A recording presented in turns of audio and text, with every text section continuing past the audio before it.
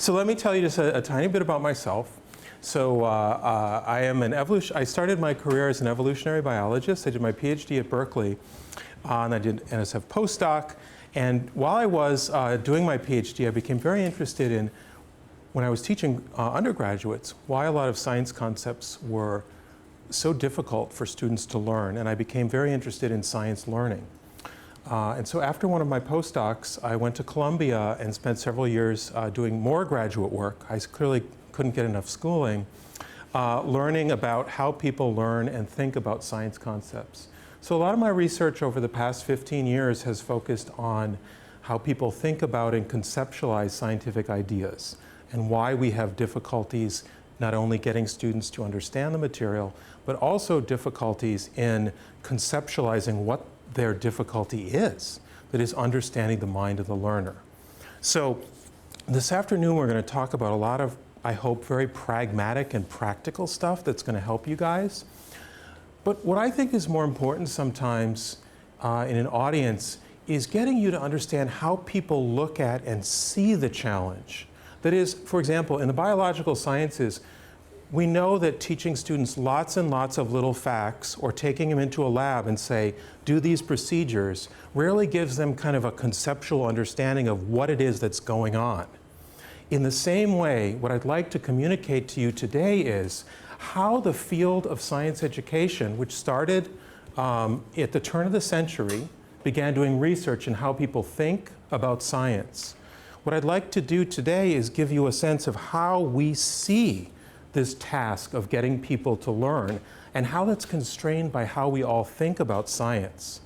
And then I'm going to go into some practical implications of this. So again, my goal today is for you to leave this talk with a better understanding of how we look at the world, sort of the glasses we put on to envision the challenge of science teaching.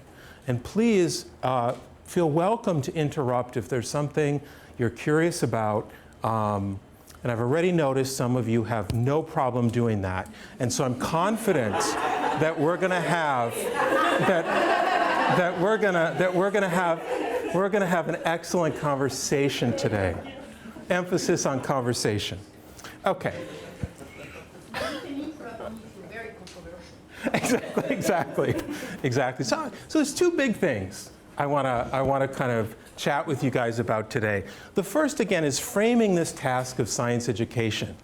A lot of times, you go into an education workshop, and they often tell you what to do. I think, and research has borne this out over the past 30 years, that teaching people what to do, this behaviorist model, tends to be less successful than getting people to understand what it is that's going on in a particular situation.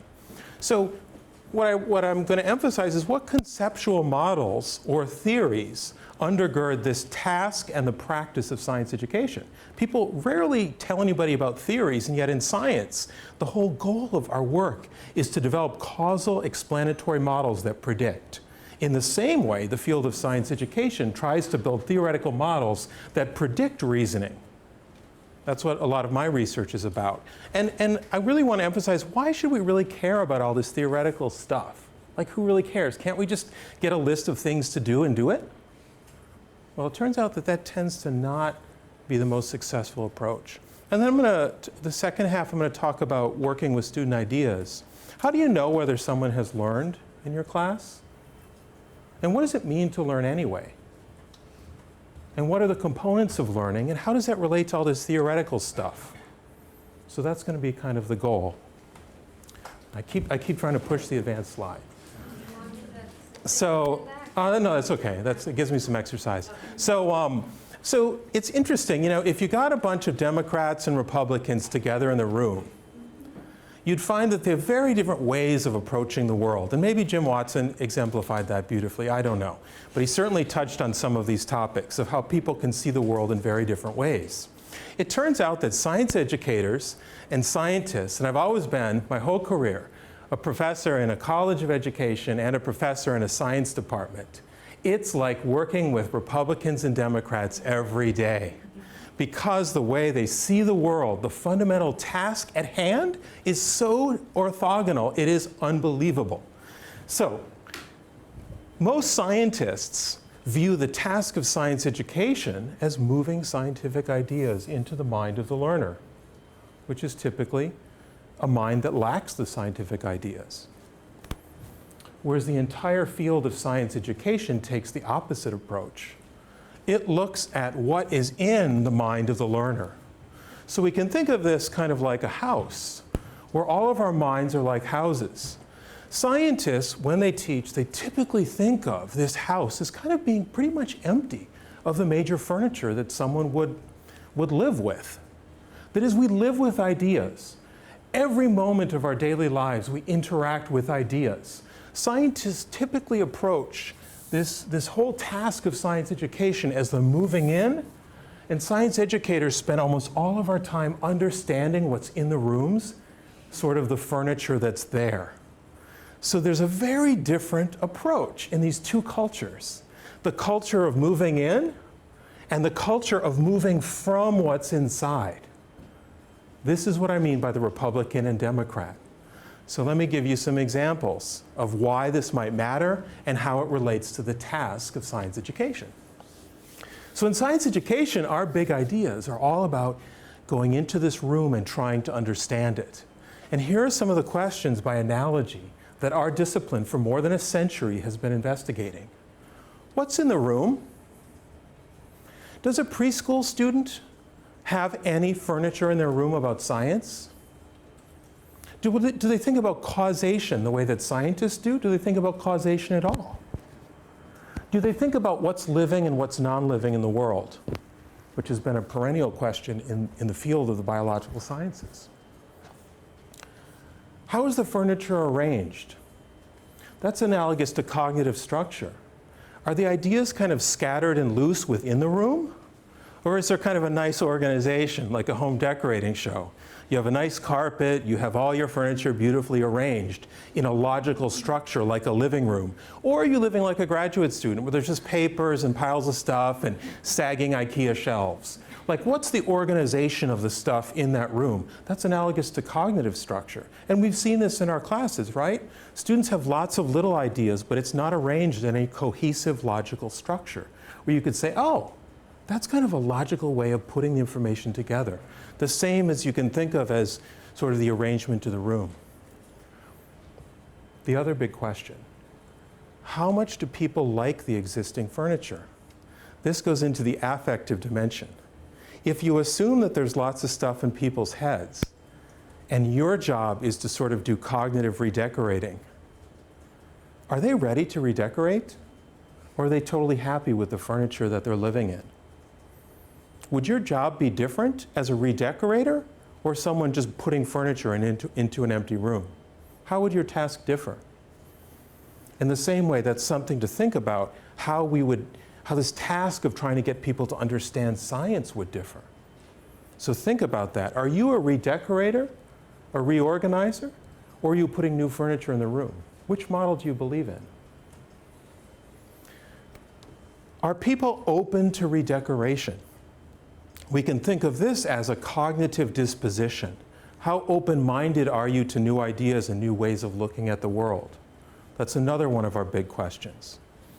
And then this is where we really get to what sort of the nuts and bolts of our jobs. Which pieces are most easily replaced or reorganized in that room? What furniture do we want to move out that doesn't seem to help scientific understanding? And which new ideas in science do you want to move in to replace those? Or is there nothing there at all? And you all really believe that there's nothing in that room and something has to be moved in? That's the question. And lastly, how long does redecoration last? That's knowledge retention. A lot of us can do some redecorating and you go back and you find that, what happened? We're back to the same sort of messy organization, and we really tried to spiff things up and make things organized and functional in that room. So this is a very non-jargony introduction, I hope, to some of the big research topics that our field has focused on. What's in the room? How is it arranged? Do people like it? Are they open to changing? How is reorganization achieved, if at all? And how long does it last? These are the big questions that we ask in science education, and we've been asking for 100 years, and we've learned a lot about. So any questions so far about the big questions we ask, which is often missing when people talk about biology education? Like, what are the big goals of the discipline? These are the big goals of our field. I'm interested to see what people think. Do we think there's already any knowledge in there about big data and RNA-seq? I think there is. There is? There is, because people have heard, everybody pretty much have heard about human genome. I think you would be Yeah, surprised. genome in general. It depends. You'd be surprised. I've asked kids before, what do you know about human genome and sequencing? And you get blank stares. And I put it to write it on a quiz, not for a grade. Just give me, what do you know about it? And you'd be surprised that they don't pay attention to some things that maybe you do. Yeah, but I think there is a difference between what do you know and do you know about. Okay? So, you know what I'm saying? People have heard about the human genome. They may not realize that it involves all this big data management and that sort of thing. So, if I follow your idea, there is already something in the room. It's the knowledge that there is something called the human genome. So you don't need to put that in. Am I following here? Yeah. But it's obviously not very populated. Maybe there's only one little chair, and you need to put more stuff in.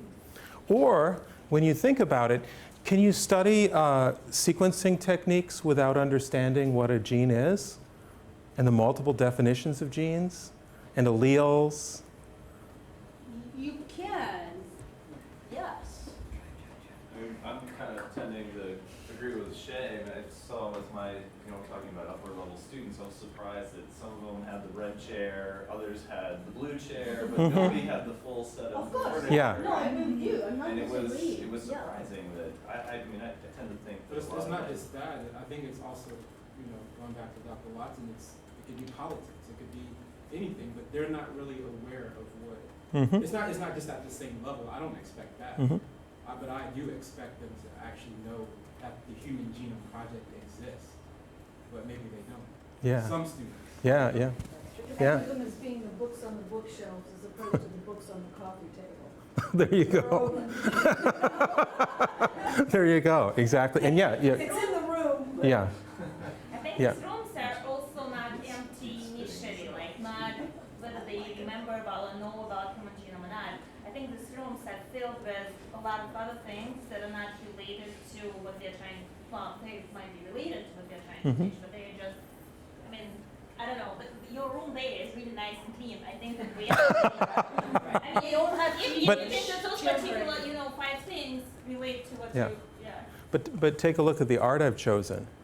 Does anybody know who that is? Looks like Lamar. Exactly. Excellent. Jean-Baptiste Lamarck. Interesting. You may not have noticed, focusing on the furniture, that we have some interesting decorations of other concepts that may also be coexisting.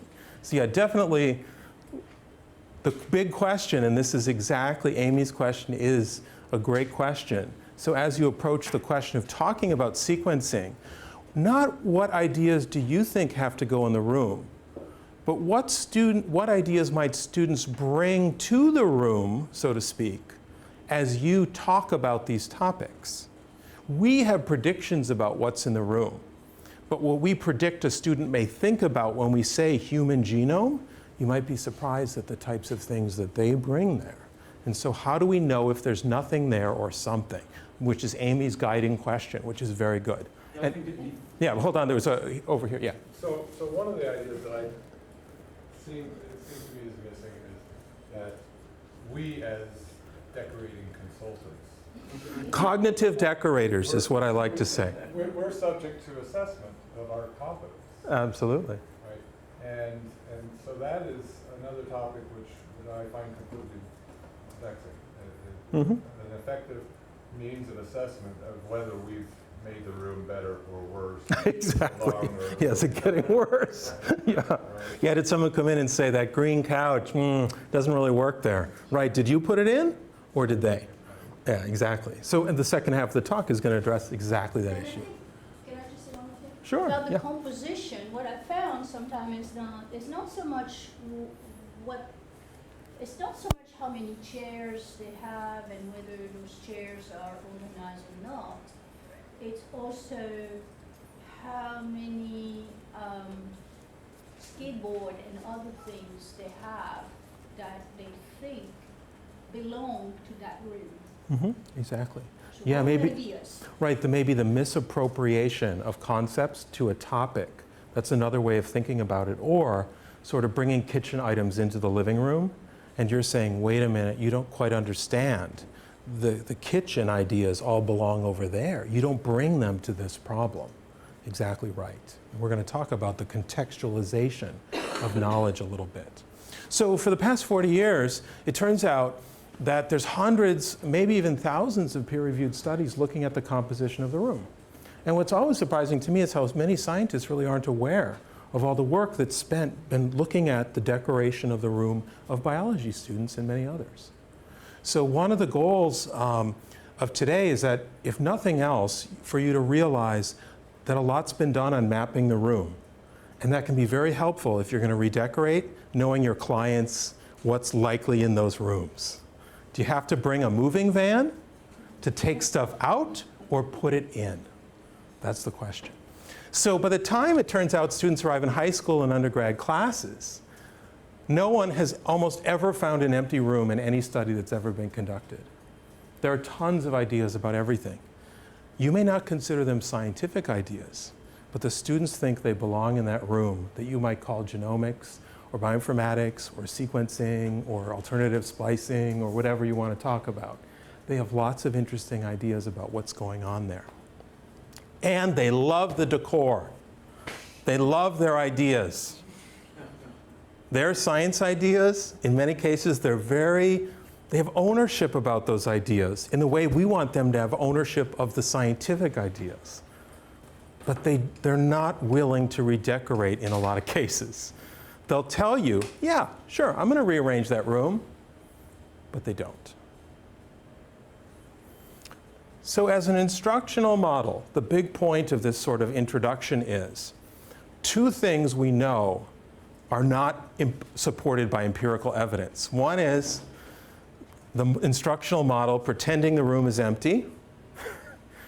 That's one instructional model. It's just pretending. There's nothing there. But pretty much, we haven't really found cases of this yet for 40 years. Or guessing how the room is decorated is not the most efficient approach for figuring out how to do that redecoration. So the field basically advocates two approaches: knowing what's in the room and having a good idea of it, and then thinking carefully how you're going to redecorate. What are you going to move around? What are you going to get rid of? And what are you going to add? That's sort of the analogy of this sort of approach to redecorating. Moving that beautiful portrait of Jean-Baptiste Lamarck out and moving Charles Darwin in and putting them on the wall. How are you going to do that? Or coexisting in different realms. Yes, Lamarckian ideas, yeah. So another thing to think about in terms of this redecoration is, have any of us ever done any cognitive redecorating ourselves? And the answer is absolutely. Each one of us went through a major, major transition in our development about biological thinking. Everyone in this room, as far as based on, inferences of how people learn, everyone in this room at one time thought that plants were not living things. That's a key cognitive transition in every human child across the entire earth, including all of you. So all of us at one point grouped plants with non-living entities. This is a key aspect of child development, if familiar, very, very similar. So one of the big questions is, from a cognitive perspective, when we make that transition, we learn something, and that's what you guys are here for, right, is to think about how your students are going to learn. One of the big questions in science education is, when you learn, do you ever really redecorate? And so a lot of my cognitive psychologist colleagues, like John Opfer and Siegler and others, actually have done some studies of biologists like you. And they've strapped them up to machines, and they've showed them some pictures, and they asked about all these living things, whether they're alive or not. And it turns out it takes biologists, evolutionary biologists, botanists, zoologists, twice as long to identify as a plant as alive in microseconds as it does animals. And so a lot of this research, which has really led to a big explosion in how this redecoration process happens, is that people really think now, and they've done this, a bunch of other cognitive psychologists in physics and chemistry, and they've studied some of these early intuitive ideas that children have in practicing scientists. And they found that it takes much more effort to sort of recognize intuitive ideas and overcome them, suggesting, and this is what they think, you never really are redecorating the room. You're just kind of closing it off and suppressing it and trying not to go there, so to speak. Because it takes much more effort to try to, even for professional biologists like you, most of you, I hope, think that plants are alive.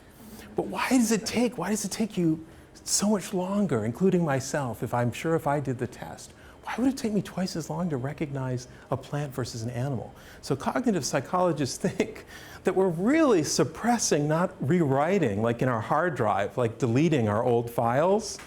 We still have all this junk there. And so when you ask the question, why is it so hard to learn some concepts in biology? Because it's extremely effortful and you're not really rewriting the hard drive.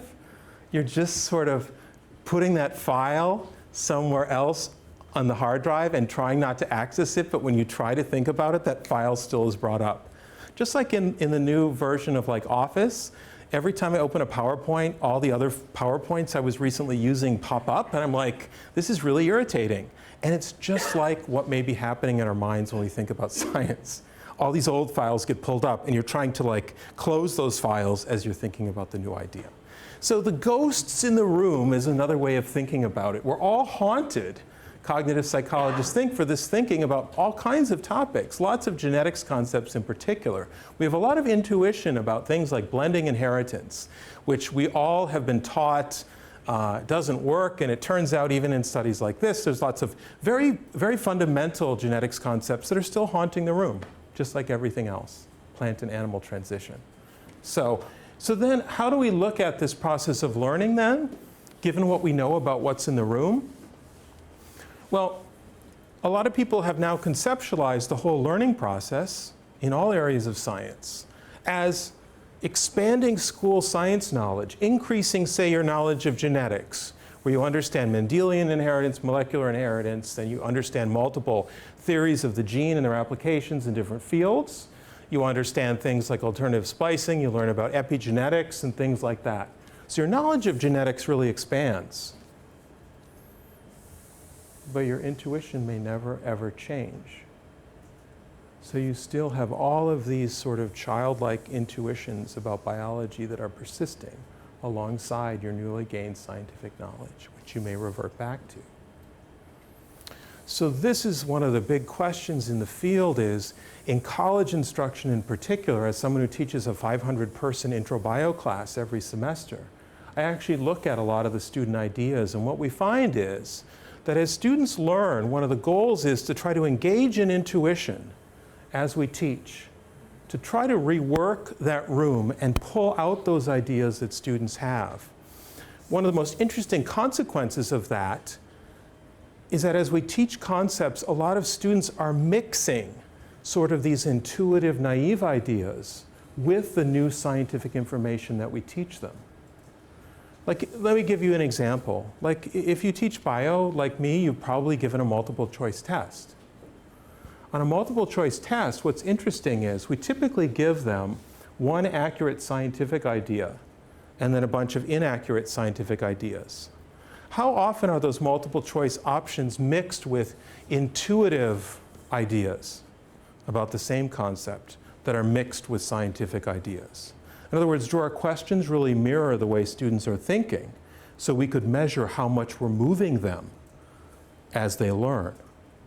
So again, as the current understanding in the field of how people conceptualize science, especially college students, is that they typically mix some of these intuitive ideas that are still there with some of the new scientific ideas that we add to it.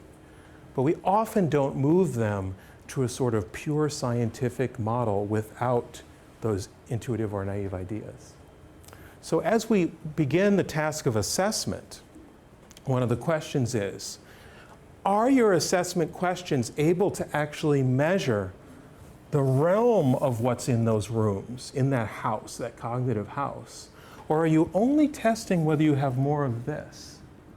And what the field would really like is for biologists to consider how are you engaging with that intuition as well as engaging with this additional information. And are students actually building these mixtures of ideas or not? So do you have questions that ask about that? If not, how do you know if you're really getting them to learn? Because learning is moving with what's in the room. Now, I have a short video that many of you may have seen that illustrates this challenge. Do you think, do we have audio if I play this? I don't know the answer to that. Yeah, you can plug in, we should, Is there audio in here? There must be, of right? course, there's an amplifier down there. Right, because of Anastasia. Yes. And, yeah.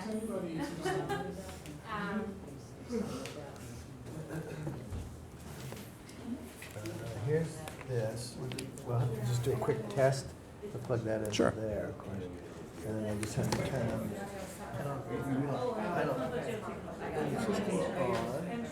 Oh, we also need wireless. Cold Spring Harbor? yeah.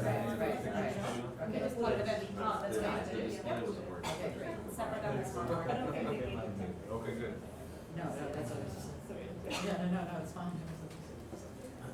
Looks like you're there, right? I've got internet, so we're good? Just do a little bit and let's see if we got the sound. Yeah. Is it carbon dioxide? What I've seen is why it's warmer in the summer. Oh, it's that one. There is another one from whatever they want to about where the treatment session. They did the There it is. Okay, so we'll watch this for about 2 minutes. As just an example, a lot of you probably saw this, but it's good to rethink of it.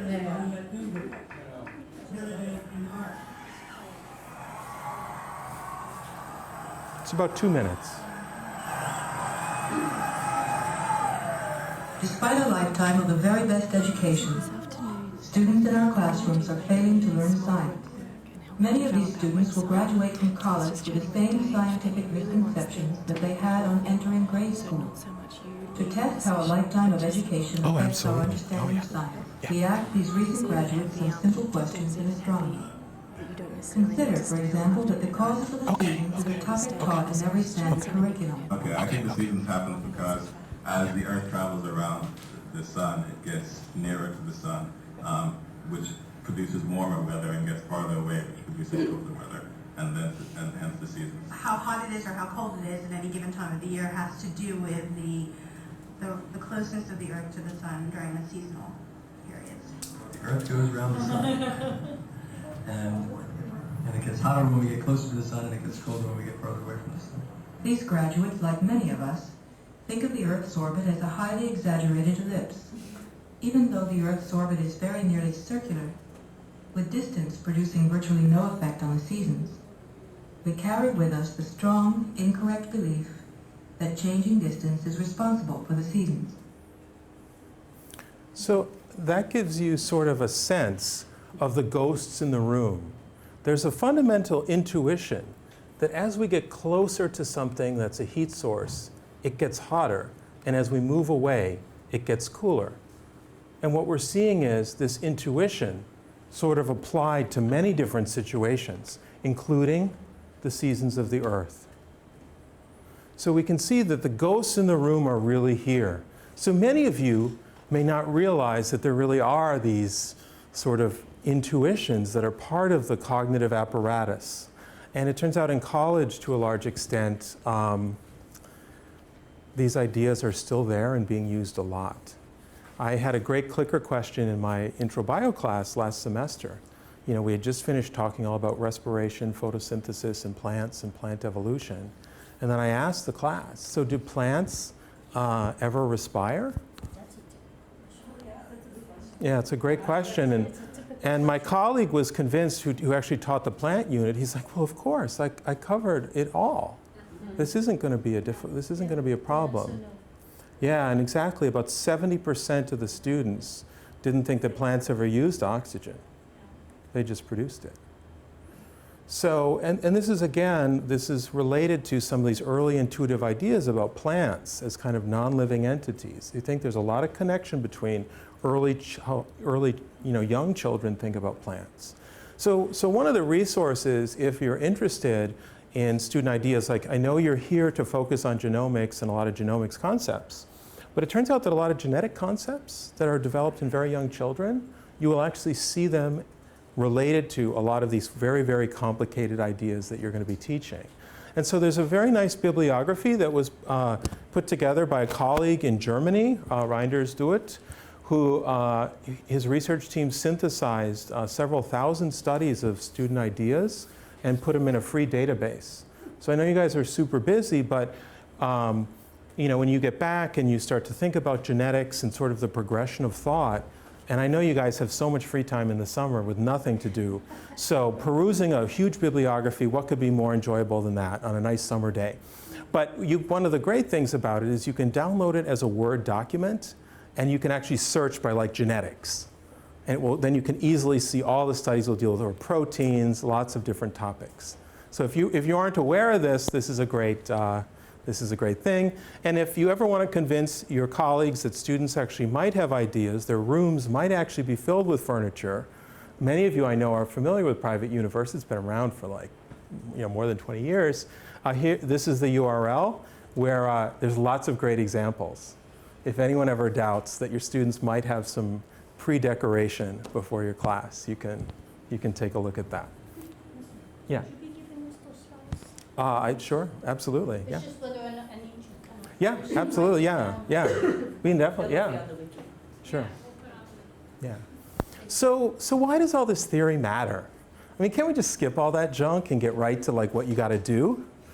Well, it turns out that all of this theory is highly predictive of what teachers do. That's not a surprise. What you believe usually does impact your actions. It turns out that instructors who really don't believe that students have ideas typically approach instruction as they come into the room, they figure out what they need to add, and then they figure out how much they've added in some kind of summative assessment. But a teacher who really believes that students have ideas do something very different. We found in research, high school and college teachers, before they start teaching and before they design their syllabus, they try to give some kind of diagnostic instrument to figure out what students actually have and are using in relation to those ideas. So they do something called diagnostic assessment, where they try to give some precursors. Then they design the class around the ideas in that room and their reorganization or redecoration strategy. And their instruction is completely tied to what they find out, and then at the end, they see what's happened. So teachers who really believe everything that I've talked about so far act differently than teachers who really think there's nothing in the room. There's a strong tie with behavior. Yeah? So maybe this is a silly question, but we sort of rely on like, the pre-rep classes, like in our curriculum to do that. Is that an incorrect thing to do? Let me pose that to the room. Yes, it is wrong. In theory, it's supposed to work like that. In practice, I realize that that's not what happens. Yeah, I agree with you. In theory, we hope like in their physics class, they're going to learn some concepts about like fluid flow, looking at circulatory systems or how the heart works, pressure, forces, optics when it comes to visual systems. We typically find that information's not there in a lot of students. And more kind of shocking is you ask them, did you learn optics in physics? And guess what they say? No, they never covered that. And then I walk right across the hall to my physics colleague, and they're like, yeah, we had like a month of optics. And so yeah, your question's really important because this falls into the assumption of pretending or relying on faith, saying a prayer before you walk in, that everything is really there, that should be.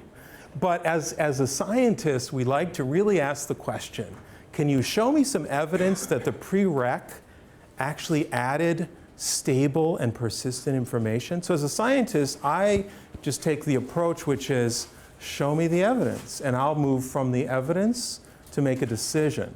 So operating on faith that there's nothing there, or operating on faith that all the prerequisites, is not how I like to think as a scientist. I like to think of evidence as how I start to make my decision. Oh, sorry, I have a follow-up on that. I mean, so suppose you do the diagnostic testing and you have a class of 36, chances are you're going to have some gradient. Of course, yep. You know, if you have a very focused class, how far back can you go if you're going to cover like, some of the material? Yeah, exactly. What are you going to do about it? Yeah, so we're going to talk about that. But if every instructor at your school was in this model, you can see how that leads to a big problem, because a series of assumptions get built and built and built. And where does the evidence come in the scientific process to tell you, well, okay, where's the evidence that we've moved further than the intuition that the Harvard students have? So in the video, we saw the consequence of a system that never dealt with intuition. They've now graduated, and they have the same ideas of an early middle school student, because everyone assumed on faith, or they didn't deal with intuition, they didn't deal with what was in the room, they assumed, I just need to add the scientific idea, but they didn't like that decoration. They went right back to the beautiful private universe that they created before we interacted with them. That's the point of the video in a sense. So yeah, you're asking an excellent question, which is, you know, how do we move from that? But what I'm going to encourage you to do, or at least mention as you work on your units, is to think about how are you going to know where students are, so you can actually build your genomics modules or lessons or labs based on where they're at versus where you think they should be or what you think you need to add. Yeah. This is really very, very interesting, and I just wanted to point out something that's going through my mind, which is, it seems like I know this is not what you're necessarily saying, but I'm putting those thoughts in your mouth in a way.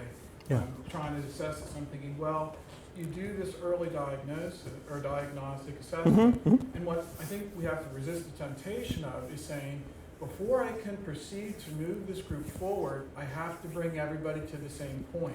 Yeah. And I don't feel that's really, I've been experimenting recently with having, you know, advanced courses with no prerequisite and having sophomores in there with seniors, and they don't all have to be brought to the same starting point before we can proceed. Oh, of course. We can proceed as a group with different skill levels, and everybody learns different things. And that's something that your summative assessment, that's where the summative assessment gets dangerous. I'm not saying it's wrong. I'm just saying that it doesn't always reveal how everybody has learned. Yeah, and that's when we get to this second model, the beauty of what's been called value added, which is simply looking at where was everybody initially and comparing no matter where you started, whether you started really low, if you moved a little bit. The purpose of value added assessment is to show how much more did I help the student who's lower versus how much did I help the student who is really high. But it doesn't assume that everybody's equal in terms of their prior knowledge. That's a great question. That's a very good question. So there's actually a third model that's even more sort of sophisticated in how teacher beliefs and teacher actions. And that is, not only do you try to look at where they're starting, but you're constantly checking as you move through this formative assessment loop in each class through little clicker questions, little assignments, quick things that can tell you about how are things moving in this class, and you're constantly readjusting all the time. So you're worried about, okay, I'm covering a lot of ideas. Let me check in and see how things are going as I move through my lab, even in a single lesson. Like the example I was giving about the plants and the respiration. I was ready in my class for the answer, the kind of like the shoe dropping, you're like, oh my God, right? You get the clicker answer, and it's like 70% have missed a fundamental point about the whole concept. Well, because I was using sort of this formative assessment looping, I actually had a couple slides ready there just in case to go back to the topic and illustrate why that would or would not be true. So I actually was prepared for figuring out if there was a disaster looming in my plant unit. I was ready. And I had my weapons prepared, which are very painful, as you can see now using PowerPoint. My PowerPoint weapons were there, and we could review some material and actually show some video clips again of how respiration works. How many of you use flippers in your courses? Less than half. Yeah. So that's just a simple example of how you can do that. But again, let's step back and go right. Yeah. So do you have good examples of good diagnostic assessment for different courses? Yeah, I do, and I'm going to show you a whole bunch. Okay. Yeah, see, I've thought ahead to, yeah. The formative, because I actually had a spy. I did a diagnostic assessment on you, but you may not realize that. Someone came to talk to you called Karen at the barbecue, and I said, I want you to go in and figure out where people are at in terms of their educational ideas. So I actually did a diagnostic assessment on you, but you may not have realized it. And she said, She looks so nice, doesn't she? she's an excellent mole. I send her into many situations to infiltrate the system and report back. But now you know her identity. Yeah, but for you guys, it's, we have some other groups that we're infiltrating right now. You have to sign a form that says her identity is confidential. So one of the things she told me is you guys are at a lot of very different levels in terms of your educational experiences. So my talk today actually included a very heterogeneous perspective on some of these issues. So for those of you who are more advanced, I've got some more advanced stuff. For those of you who are like, I don't even know what science ed is, kind of gives you that. So I actually did some diagnosis before I came to do my best. That doesn't mean I succeeded. It just means that I tried to use it. So I am going to show you that, though. So again, why do we care about all that theory stuff? Just to hit back to the message. As the Harvard video showed, it has a couple points. One is if you don't engage with intuition, you cannot be surprised if all your students leave with the same ideas they had in middle school. You should be prepared for that. Because if you don't work with intuition, intuition won't change. That's one point. The second point is, the more you know about what's in the room, the better job you can do working with what's there and potentially rearranging it and restructuring it. Those are the 2 points. And the practical take-home message is, teachers who really believe that students have ideas act differently in the classroom than those who don't.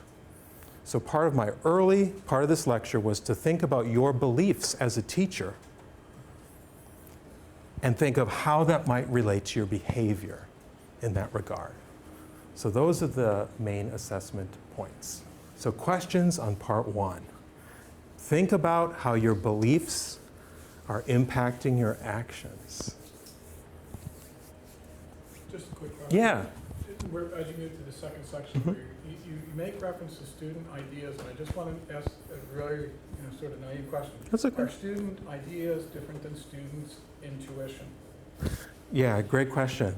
So it turns out that there's sort of an array of terms that have been used relating to student ideas. We saw in the private universe video they use the word misconception. There's also the term alternative conception. There's the term preconception. There's the term concepts. There's the term conceptual frameworks. So there's a variety of terms that I'm trying to make this as jargon-free as possible. But there's a lot of really significant concepts in our field, like gene and allele. Most people would say, oh yeah, all that jargon, whatever. In science ed, it's the same thing. I mean, scientists often say, oh, all that jargon. Let's see, oh, evolution, natural selection, all that jargon, who really cares? But in our field, some of these ideas are actually really deeply tied to theories that relate to cognition that are super important, like the word preconception versus misconception has huge different meanings. But for us, in our task, we don't have to stress about that. So we're creating one big bin, and we're kind of tossing all the stuff relating to anything in students' heads into that bin. And I might call them concepts or misconceptions or naive ideas or intuitive ideas. But we're just going to do that because we have more important things to do than sort out that all that terminology? That's a great question. So my short answer is yes, there's really important differences, but I'm not sure it matters to the task at hand. So that's how I would answer that. How many of you, we asked about clickers just before, and only 3 or 4 are using them. How many are doing pre-tests at the moment in their courses? Great. So more than half, that's great. That is excellent. That is excellent. And then we'll be asking what types of pre-tests are you using. So for the second half of what I'm going to talk about is sort of working with student ideas. How do you know whether students are actually learning it all in your class? And something that's often ignored when we think about teaching and learning and assessment is testing your inferences. It turns out that when we give tests, we often sort of do what's, in argumentative theory, like make hasty generalizations, where we really jump to conclusions based on inferences that may or may not be true. And scientists often confuse observation and inference when it comes to testing. I'll show you some examples why I think it really matters, and I think it's quite fascinating. And I hope you will too, because it can really make a difference. So when we teach, again, one of the things as scientists I think we all believe in, and I think it's a genuine belief, is that we should be using evidence-based reasoning to make decisions about teaching. We should use evidence, not sort of faith or belief about did they cover the topic, do they have ideas, am I really getting them to learn? We'd really like to move away from faith in science to evidence. I think that's something I hope we'd all agree on. And it's, again, just like in science, there's lots of evidence, there's lots of data, especially with big data.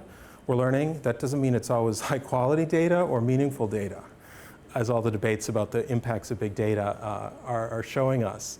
And so when we make instructional decisions about making a lab or a lecture, we really want to think about sort of what evidence do we have about what's going on in our classes.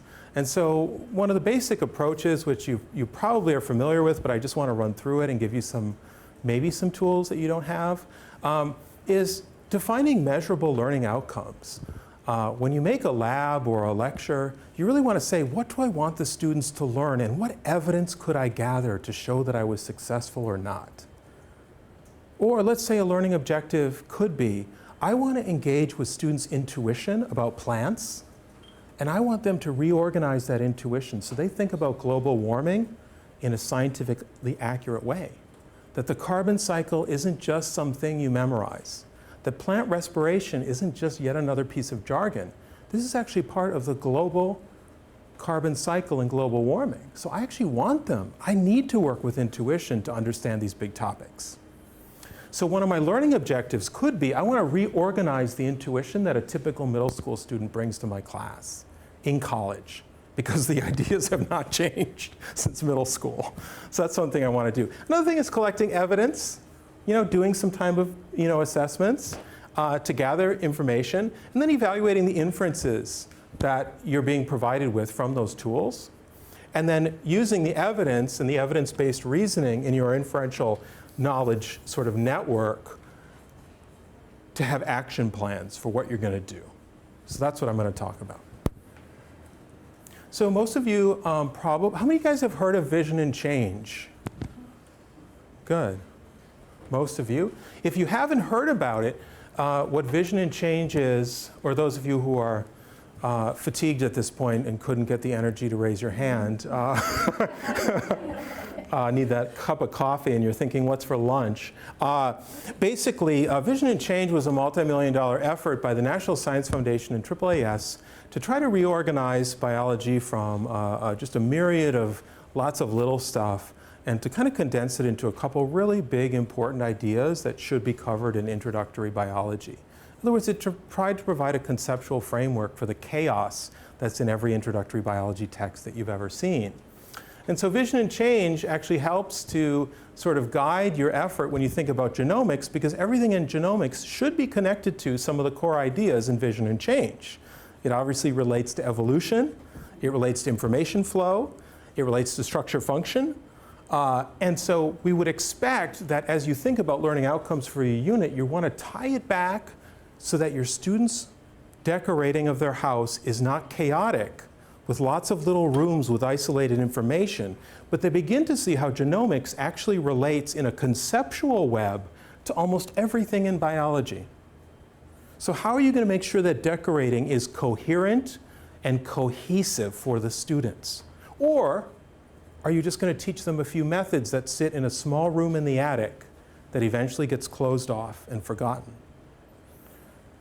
So again, vision and change can be very helpful as you think about your learning outcomes as you design your course. So typically, when we think about figuring out if we're doing a good job, if our students are learning, is we try to define some measurable things that we can look at in our pretest, and then we can move through this big pipeline to see if we had any impact on student learning. And there's a lot of steps. Like you all know, there's a lot of instruments or kind of tests that you can use to look at whether your students are learning. The benefit of using these instruments is you didn't develop them. And you might say, well, what do you mean? I'm the professor. Of course I developed the test. Well, if all the drug companies in the world did all of their own tests on whether their products were great, we might not have a lot of confidence in those results. So oftentimes, even as a scientist, we really value the idea of independence, someone else checking our work or using tools that we ourselves did not invent. That's one of the points of science. And so there's a lot of instruments I'm going to show you, and I'm sure you know a lot of these as well, that somebody else developed to measure some of the core ideas you're trying to do. It turns out that humans, we're terrible.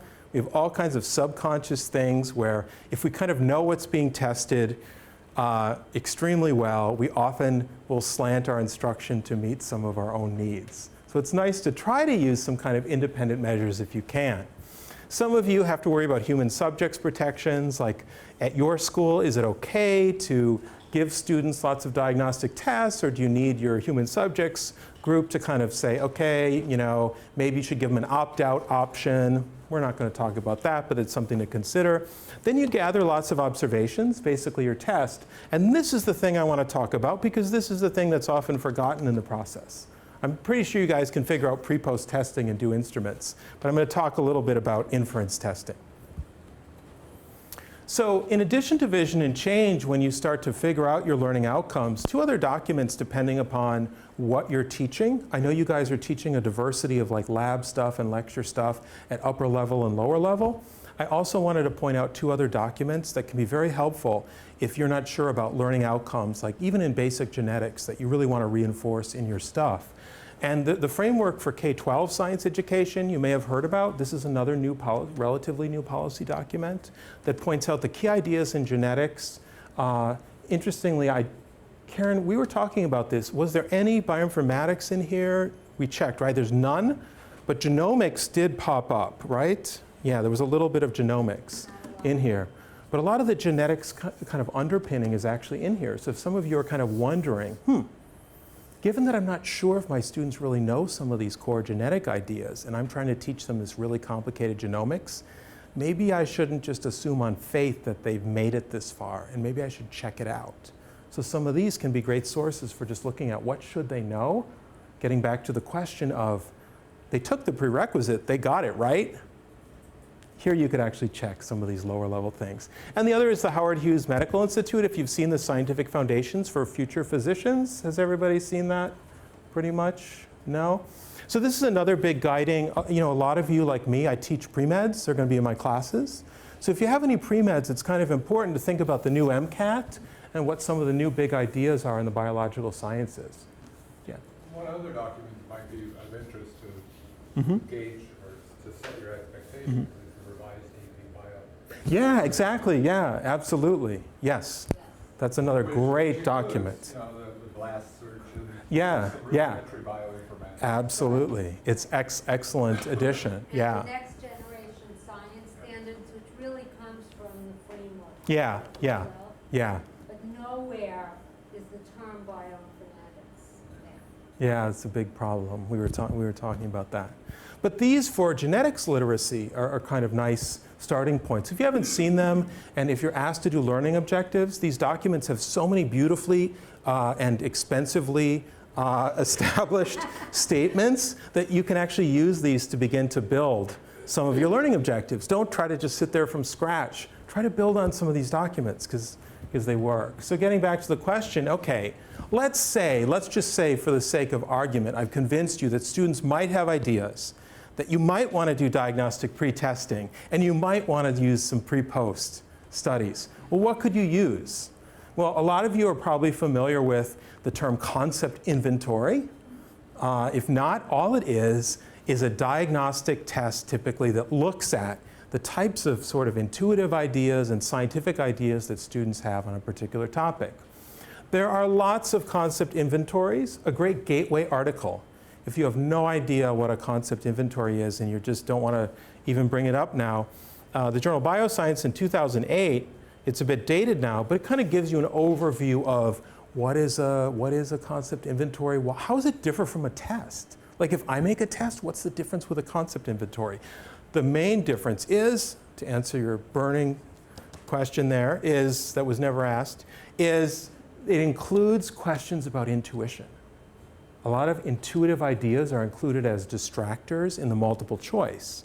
So students have to think about, I have to choose between this scientific idea or this intuitive idea that's similar. And so which one they choose helps to gauge to what degree is intuition being activated when they look at the question. So now there's about double the number of concept inventories, but these can be integrated into a model where you begin to do a diagnostic assessment with some concept inventories. And you can even use as clicker questions or just an open discussion if you got a small class. You can ask some of these as you move through to see how the students are doing. So when I asked the question about plants, I was actually relying on some other diagnostic tests. And I had asked the question before I started my class, so I was expecting trouble. That's why I was ready and had my response to the student's problem on hand, and I had a clicker question about that too, and I knew it was coming. Why? Because I had a diagnostic assessment, and I've read so many of those articles on student ideas. So when you do this loop, here's a source of published instruments.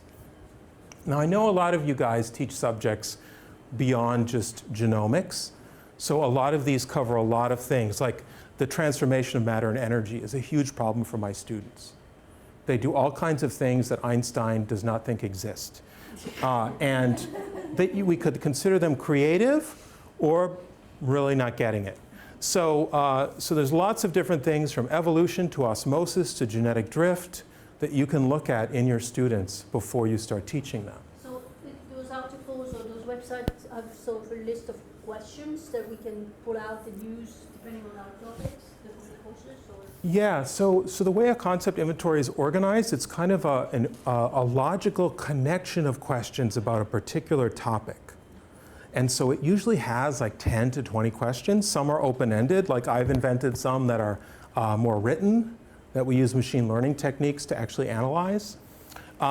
But a lot of these are really about a topic. Now, because most of you here are focusing on genomics-related-ish concepts, some of the best options that I've picked out for you today that might be useful, and you probably know these, you've got the genetics concept inventory, you've got the genetics literacy assessment, you've got the diagnostic instrument for introductory MCB courses, which cover a lot of genomic and basic genetic ideas. And then also the Colorado group has developed a lot of learning attitudes about the topics. A lot of you are not just interested in whether they're learning the material or rearranging their understanding. You're interested in whether their attitudes are actually being altered about science itself.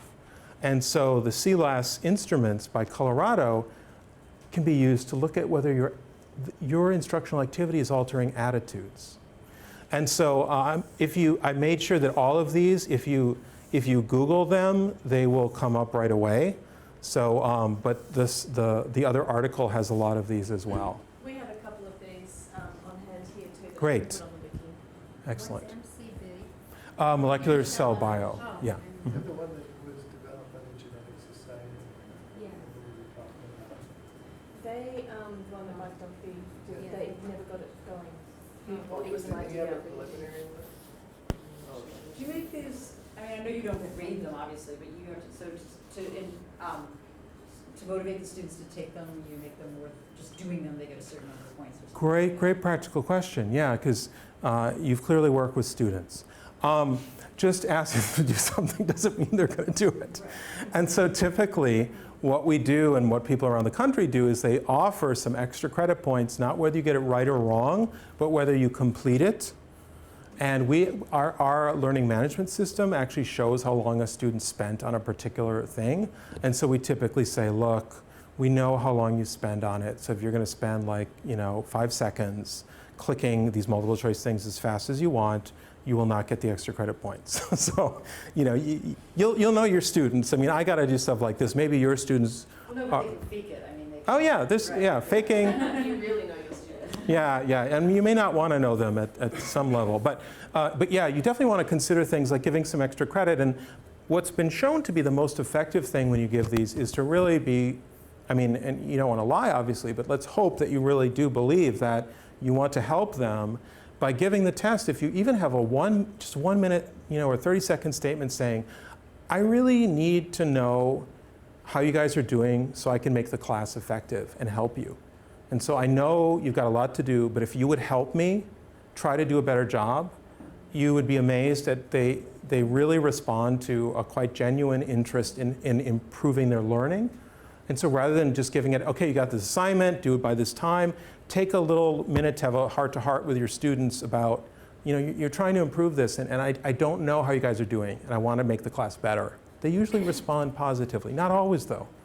But that's just sort of a little tidbit to add in there. So one of the biggest problems that we found from using these tests, because I don't want to advocate something, it's sort of my obligation from the research field to remind you of the problem of using tests, because I do a lot of research on measurement, educational measurement. And just because a student bombs your test or any test doesn't necessarily mean that they don't understand the material or they have a naive idea. There's lots of issues that we always need to be careful of. For example, if you teach at a school like I do, we have lots of English language learners. We have students from very diverse cultural backgrounds. And you would be surprised how language and wording can have a big impact on how people interpret questions. And all of the concept inventories I've shown you, almost none of them have investigated the impact of using them with underserved populations and English language learner populations. And so I want to add a word of caution that testing, people immediately jump from an answer to the inference that the student didn't understand it. But there's a series of cognitive processes that happen between giving them the test and bubbling in that answer. And so we just completed a couple studies, even looking at gender impact. I mean, most of the assessments I do are not multiple choice, they're open-ended. And so we just, one of my PhD students just finished a study looking at gender effects on these instruments, because women, the educational assessment literature suggests, tend to write more than men do on open-ended tests. And so she actually investigated gender bias in one of these widely used assessments and found that in some cases there is a bias against men in this case. It underestimates their knowledge. So it's just important to always think about the inferences you draw from a particular observation. And if you say they don't know that, that's an inference. In my intro bio class, we always have to teach inference and observation. And it's amazing how often I'm caught making the mistake of assuming that an observation is an inference. And so all they did is bubble in the A. Most people quickly jump and assume, well, that's an observation that they don't understand it. That's a massive jump, totally built on inference. And so we always have to just count to 5 and say, wait a minute, that could be true, but we should really be testing some of these alternative inferences on language and other things. Because we've already seen in many areas of testing, there's a lot of bias against a lot of types of students, and we need to be careful about that before we make those conclusions. Okay, yep. So testing inferences can also relate to something called reliability. So when people take tests, especially long tests in our classes, let's say you have a couple diagnostics, like you do the genetics literacy test. When students have long tests, there's something called test fatigue, where they can actually sort of start not paying attention and the reliability or consistency of their responses gets degraded. So before we typically use assessments in this model of seeing how students are learning, we typically do checks not only for validity, which we're not going to go into today, but there's also a very simple reliability check that you can use to see the consistency of student responses to say that data should not be used.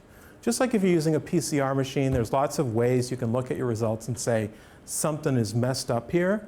In the same way, when we use a lot of the instruments that I've shown you, I want to add a word of caution that there are actually quality control metrics that we use before we use the data. Just like in genomics and you running a gel or anything else, you have controls to make sure nothing's messed up. When we do testing, there's a lot of issues like that to consider in your pre-post testing. So that's something to just always consider to step back and check. Yeah? Can I offer one more resource? Yeah. You're probably familiar with it. The AAAS Project 2061 Yeah. has a test bank Mm-hmm. of validated multiple choice questions. Yeah. That cover a large Yeah. range of topics. They are designed, however, for middle school students primarily. So I don't know how many of you teach middle school kids, but it can be very useful. But again, those items are there's no evidence that they're appropriate for use in college or high school students. They should be, but they're a different population. And so they weren't designed for that function, so we always have to be careful about that. Yeah, I was one of the reviewers on that project, so that was always an issue. And so the last thing I want to talk about is sort of context and retention. The last two big issues when you talk about sort of learning.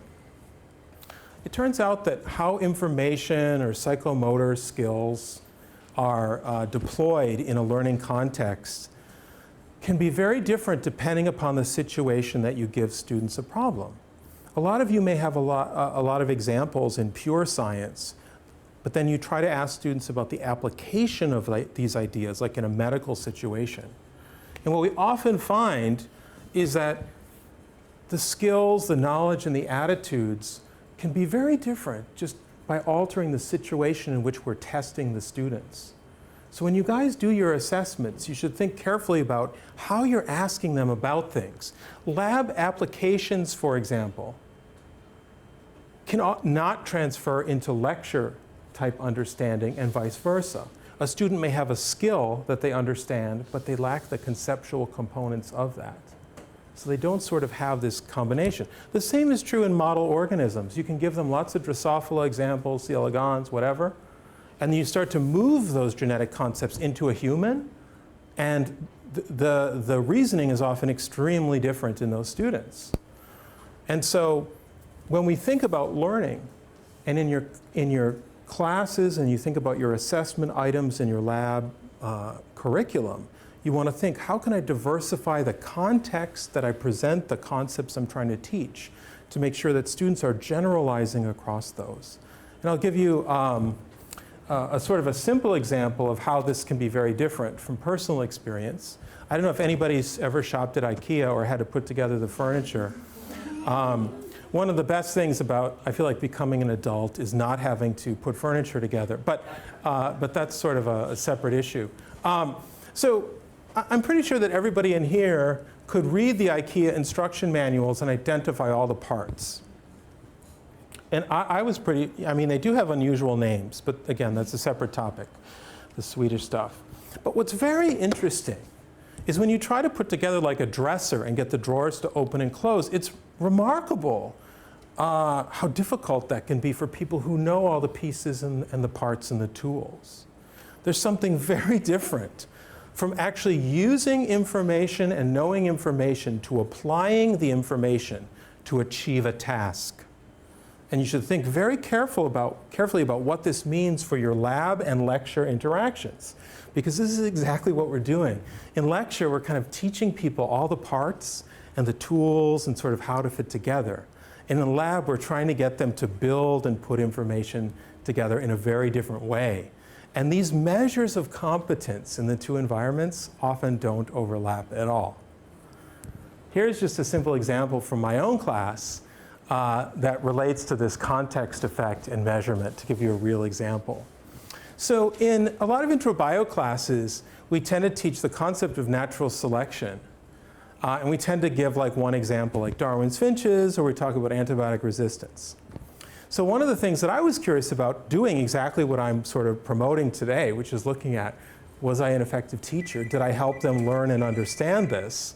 Is we actually tested them based upon different organisms and different features, like the evolution of rose thorns, antibiotic resistance, and cave salamander eyes. And our conclusions about whether and then we actually had just a general non-organism question. And so when we did this, we wanted to know, were we effective teachers? Was I any good at getting them to understand natural selection? Again, this whole feedback cycle I'm promoting. The answer to that question would be completely different depending on which of the assessments we used, because students performed very differently on what we thought was one task. We were trying to create a bank of equivalent assessment items to look at our pre-post testing, just like you'll probably want to do with your genomics. You want to have a few questions you can ask. All we did was alter. We said, well, let's just change the roses from the bacteria and the salamander. The students performed completely differently. In some questions, like the salamander, we had complete models of pure intuition, all sort of misconceptions. In the bacteria example, they were beautiful scientific reasoners that showed I was the best instructor they could possibly have had. I know what to Exactly. Right. When you need to know what to ask. And so the point of giving you this example is, as you develop these pre-post assessments and you think about your learning objectives, it's a risk to overgeneralize from one type of question that you think is so similar to the rest to the others. It can have a dramatic impact to where our value added in our course could have shown we were the absolute worst instructors of introductory biology or the absolute best. It just depended upon the type of situational context that we asked. So that's sort of a, so if you get really bad results, you can always explain it away by it was a tough context. I'd like to know just a little bit more about this. Oh, So yeah. You're saying you had a bank of questions, and then you applied the same questions to different content and got different results. No, we had, so the question was basically the same. We asked about the evolution of rose thorns. Okay. How would a species with thorns evolve from a species that did not have thorns? How would a population of bacteria that are resistant to antibiotics have evolved from one that was not? How would a species of cave salamanders without eyes, the blind cave salamanders, I don't know if you know about these, very cool. How do they evolve from population with? So we just changed the question. But students have lots of preconceived notions about caves and salamanders, whereas most of what they've learned about bacteria they learn in the classroom. Yeah. So you're a great teacher. Yeah. And again, we see intuition. All of their Yeah. So that was going to be one of my questions. Yeah. They probably saw the bacterial story in class, right? Exactly. So what they were doing with that question is just recall of information in one way. Is it also Isn't related to the fact that you were doing less redecorating with the bacteria than you were with the salamander? Their rooms were already crowded with all these ideas about caves and salamanders, so it was harder to redecorate that room? Well, one of Easy the analogy. issues I have is the cave salamanders dog went out already because it's a loss of an organism. Exactly. Exactly. I know students have a really hard time to tell them something. Yeah. Yep, I've published on that for many years. So you're absolutely right, because I know, because I've written like 6 journal articles about it. So as we end today, just sort of thinking about the question of pre-post value added and working with student ideas. As you do your pre-post testing, you can't escape the notion that your questions might differentially be exhuming intuitive thinking in some cases and not in others, which could really affect how you interpret how effective your genomics lab is. So the, play devil's advocate a little yeah. bit. What about if some of the people in the room don't have the time or resources to pick apart their quizzes, their pre and post quizzes, and to work out which questions, like what do you do if you know it's wrong, or what do you do if you can't have the time to know it's wrong? Well, I would say that like most of you are probably going to be coming up with some questions, I suspect. And it's very easy to just change it to like a medical example versus sort of a model organism example. And so I think it's not that hard to just ask both kind of in parallel. And you'd be very surprised we have a large study going on right now across the country looking at genetic reasoning in undergraduates. And we have, one of our diagnostic questions is the genes that are present sort of in eye cells versus liver cells. And it's, yeah, very simple question. And all of our instructors said there will not, it won't matter. We totally taught this. They taught, it was, again, a faith-based perspective. And so all over the country, we're starting to gather evidence and we're presenting it to instructors. Here's how your students are reasoning. And they're just, they're grappling with this basic belief that I began my lecture today, that students actually might have some very strong intuitive ideas that impact genetic reasoning all the way up to a college level. These very simple notions that difference in a cell means difference in the genome. So, yeah. Okay, so once you go through this, and let's say you find out like that difference, like that, you know, my liver cells are different genome. Yeah, yeah. I mean, is it good when you're teaching to say, to really like nail that point that they don't know? Should you mention there is some inference, like, I mean, should you make them aware of their misconception or whatever their ideas, their inferences, and then does that help them to like let them go and move forward? Because I think for me, like certain things, like I think when I first saw the Harvard one about the seasons, I was like, yeah. And I quick looked it up because what it is, because I realized like I never had it in a class, I never really learned. I mean, embarrassment, I thought the same thing as Harvard. Yeah. So, right, oh, I know, I looked it up. But that's, yeah. You won't get that same question. Right, that's what I mean. So people need to like forget different be things aware that they're, like sometimes when you find out you're holding something that's wrong, I mean, it's embarrassing, but it's also, so I mean, maybe, so in a sense, I feel like we're going to be teaching to, we can't cover every topic, so we're teaching the misconceptions that we've identified. Yeah, so I think there's a couple different perspectives. I just got back from a Gordon conference where I was speaking about this to the physics community. And you know, they've been very successful in thinking about this problem in a way that's a little bit different from how science educators think about it. And this relates to getting rid of their misconception. Is it really wrong to think fundamentally, intuitively, that as you get closer to a heat source, things will get hotter? I mean, when you're at camping. Yeah, exactly. Or the oven, or a child in the oven. And so another way to think about it is you're not really trying to eliminate that part of intuition. You're trying to kind of show them where does the intuition work and where does it not work. Because it's not really correct, probably, to say that, you know, if you get closer to something hot, it won't get hotter.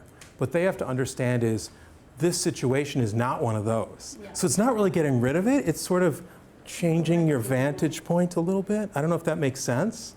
So, but anyway, in a more practical sense, and you probably learned about this already since you've been here, but getting students to talk about their ideas in class, like with clicker questions and stuff, is a really great way because the intuition comes up and everyone starts talking about it. And talking with others about your ideas is a great way to get them on the table. And that's really what I'm trying to do today as well, to get you to think of bringing those student ideas onto the table of instructional design and start engaging with them. It's the same thing we kind of want to have them do, have them debating and talking about these issues. You're asking really a tough question. Yeah, argument, yeah. What's the word? Argumentation, that they should discuss and argue. Yeah. Is there a value, one thing I've done, if we go back to one of the models that you had initially with the pre-test, you know, and then evaluating, and then, you know, adapting your teaching to that, and then sort of, you know, moving this way. Kind of like this one, sort of? Yeah, sort of, yeah, we can use that one. So I know. One of the things that I have tried to do, and I don't know if it's a valid approach, so I like to see your opinion, is if I gave them a pretest, I have a series of questions of things that are really, that either, as you said, don't know or think they know or know wrong or have intuition about, whichever it is. And that is typically what is a gene, what is the genetic code, how cells become different. So I have 4 or 5 questions like that, Yeah. that I give them right at the beginning of pretty much all the classes that I teach. And then what I do is that, and typically I have most of them having wrong answers. And then I reuse these questions. So we talked about things, and then I reuse, maybe I'll ask them again what you were saying the other day. What is a gene? And I assess how many of them now have maybe been able to cover their intuition about it and maybe move on to slightly more educated response. And what I then move on is hiding the same question. So asking the same thing but a little bit different. Right, yeah. And Absolutely. So, but then you have the context issue, which I never Exactly. realized was a problem. It can be a huge issue. It's becoming a big focus of research now. I know Rutgers has a large project now looking at genetic reasoning. Ravit Duncan and colleagues have started looking at this issue within genetics, this contextualization of reasoning, kind of building off some of the evolution work that I've done. Yeah. That's what's very hard about altering the questions a little. Okay, I think we all need a break. Yeah. Thanks, Ross. Yeah, thanks. Yeah, great.